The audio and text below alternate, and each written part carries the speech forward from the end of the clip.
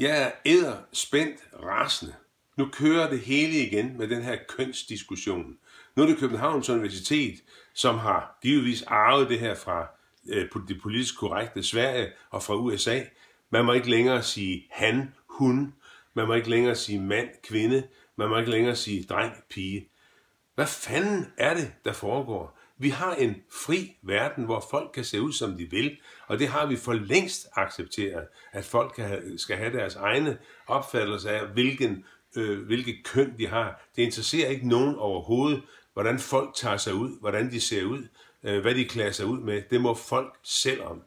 Kan vi ikke snart blive fri for alt det gøjl? Det hænger mig langt ud af halsen, at det foregår på den her måde. Lad os nu stoppe det her og så sige, vi må tage det på, som vi vil. Vi må være, som vi vil. Vi skal ikke længere lade os underkaste alle de her politisk korrekte idioter, som for eksempel dem på Københavns Universitet.